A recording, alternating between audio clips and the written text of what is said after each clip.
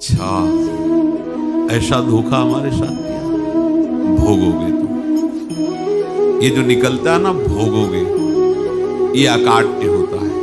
क्योंकि किसी का भी हृदय, मान लो किसी भी जीव जंतु को आप कष्ट दें और उसका हृदय आह भर जाए, तो वो आह वज्र की लिखत में भोगना पड़ेगा। वो आह किसी ना लेना नहीं। कोई ऐसा का कोई आह भर करके कह दिया तुम समर्थ हो, हम तो कुछ कर नहीं सकते, वो अंदर से तो फिर तुम्हारी सामर्थ मिट्टी में मिला। ऐसा नहीं कि आप जो कर रहे हैं कोई देख नहीं रहा, कोई हिसाब किताब नहीं, जो कर रहे हैं अवश्य में भोक्तव्य। बहुत सावधान।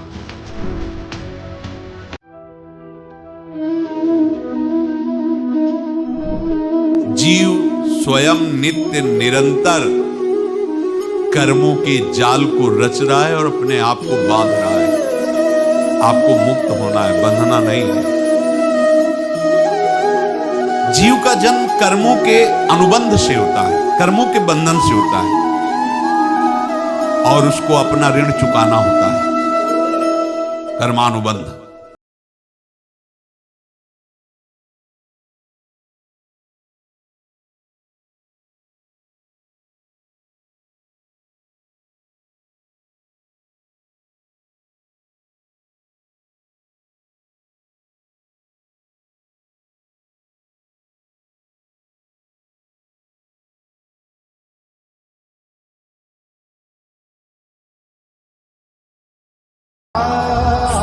ये पूर्व के जन्मों से निश्चित किया गया है। जैसे किसी के यहाँ पुत्र हुआ, जन्म से ही पैसा खर्चा शुरू किया, बड़ा हुआ तो उद्दंडता के द्वारा मार पूरे परिवार को क्लेश पर क्लेश देता चला जा रहा है।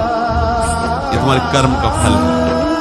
या ऐसे शक्तिहीन बुद्धिहीन ऐसे पागल तुझे जीवन सेवा करो, तुमसे अपना हिसाब चुकाने के लिए वो आया।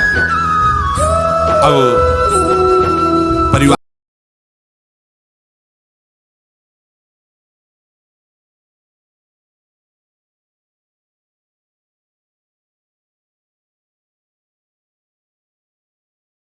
वो आते ही भयंकर क्लेश खड़ा कर दिया, बीच में दीवार और झगड़ा ऐसा, फिर अगले दिन मारपीट शुरू, कलह अशांति, पूरा जीवन नर्क हिसाब कर दिया।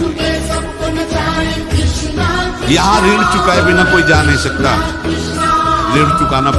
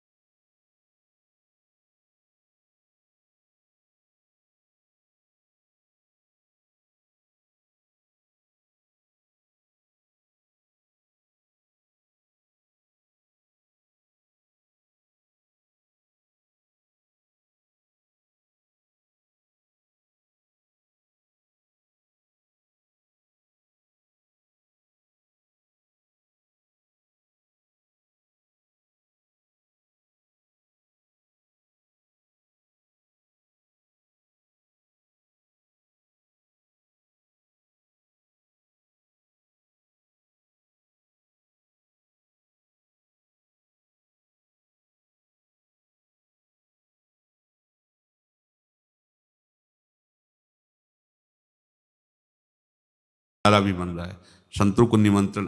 अब आप अर्थ की व्यवस्था कीजिए, क्योंकि इतनी बड़ी हमारी सामर्थ्य नहीं थी जितना हमने किसी तरह हमने व्यवस्था की। अब मुझे अर्थ चाहिए, तभी आगे की व्यवस्था बढ़ेगी। संतों को दक्षिणा देंगे और जिनसे अर्थ लिया उनको दे। देखो रसोई बन गई सब, उनका छत में विश्वास नहीं तो ये अभी चूड़ी खोली। उनको तो था ना कि मोहरे हैं कंकड़। तो जैसे कितना उनको सदमा लगा होगा, हजारों संतों का निमंत्रण, रसोई बन, मतलब संत हो के छल कपट। तो उनका महाराज आपने तो हमारा नाश कर दिया, जो महंत थे। अब बताओ रसोई बन गई, संत निमंत्रित हो गए और आप ये कंकड़ दिखा रहे हैं हमको। आपने तो हमें बर्बाद कर दिया, हमारी इतनी सामर्थ्य नहीं थी, आप पहले बता देते। संत होकर ऐसा छल कपट। अब वो बोले तो क्या बोले, क्योंकि उनको पता था कि मोहरे हैं इसमें। अंदर से उनका चिंतन गया उसी सेठ के पास, अच्छा ऐसा धोखा हमारे साथ किया, भोगोगे तुम। ये जो निकलता है ना भोगोगे, ये अकाट्य होता है। क्योंकि किसी का भी हृदय, मान लो किसी भी जीव जंतु को आप कष्ट दें और उसका हृदय आह भर जाए, तो वो आह वज्र की लेख है, तुम्हें भोगना पड़ेगा। वो देखो भीष्म जी को भोगना पड़ रहा है ना, सांप को ऐसे धनुष की नोक से उठाया और बंबूल के कांटों के ऊपर फेंक दिया, कई दिन तक शेदा हुआ, वो आह भर करके मरा। तो आपको 6 महीने बाणों की सैया पर आह किसी की ना लेना जिंदगी में। कोई ऐसा कोई आह भर करके कह दिया तुम समर्थ हो, हम तो कुछ कर नहीं सकते, और अंदर से दुखी, फिर तुम्हारी सामर्थ्य काम नहीं करेगी, मिट्टी में मिला देगी। फिर ये तो संत थे और भगवत आराधना के लिए, संत आराधना के लिए ही ऐसा किए हुए थे। अब इनका कैसे मुंह दिखाएं, अब क्या करें। सुबह संत जन आएंगे, सबके बीच में हमारी कि देखो इन्होंने, अब क्या करें। गए और संगम में जाके छलांग लगाई, अपने प्राण त्याग दिए। अब उनके तो पास मोहरे थी और व्यापार बढ़ा, और 9-10 महीने बाद ही लड़का हुआ। अब तो उनको कि संत फलीभूत हो गया। देखो व्यापार चल रहा, लड़का नहीं होता था, लड़का भी हो गया, बड़ा आनंद छा रहा है। जब से वो प्रकट हुए और धन की वृद्धि शुरू हो गई, पढ़ाई लिखाई में उनके खर्चा हुआ सब, बस बीमारी शुरू हो गई उनके शरीर में, अब उसमें पैसा जाना शुरू हुआ। इतने आसक्त तो वो दोनों हो गए कि कुछ भी हो, व्यापार ठप, संपत्ति बेचना शुरू। तो उन्होंने कहा कि बेटा मैं क्या कर सकता हूं। बोले हमारी अंतिम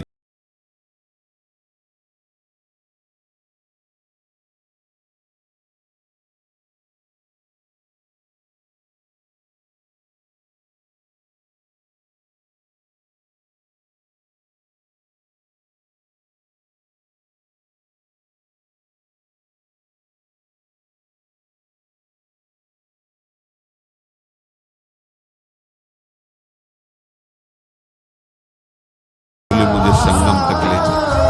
संगम तक ले गए और बोले समझे तुम चुराए थे, हमने उसको छीना है, कुछ नहीं रहा तेरे पास कुछ, अब केवल ममता और आसक्ति में जलकर मर और नरक प्राप्त। मैं वही महात्मा हूं जिसके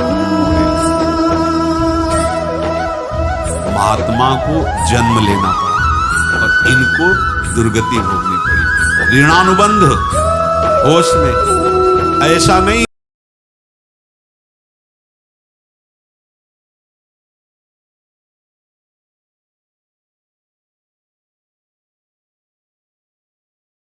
अनेक लोगों से जो कुछ लिया दिया है, इस लेने देने को मिटा देने के बाद ही तुम मुक्त हो गए। इसीलिए एक उपाय है, लेना न देना मगन लेना। क्या मालिक को समर्पित हो जाओ, मालिक को अपना माना हुआ समर्पित कर दो, खत्म।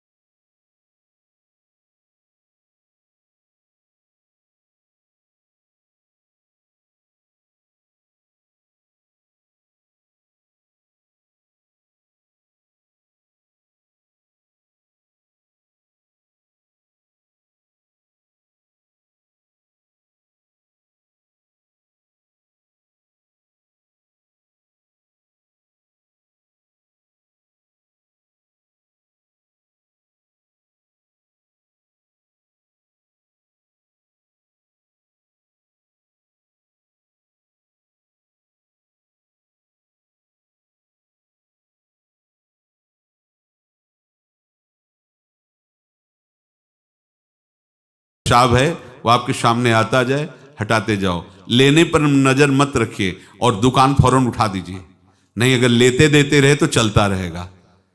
आगे चलकर कुछ लेना न देना, मगन रहना बस अपने प्रभु के चिंतन में।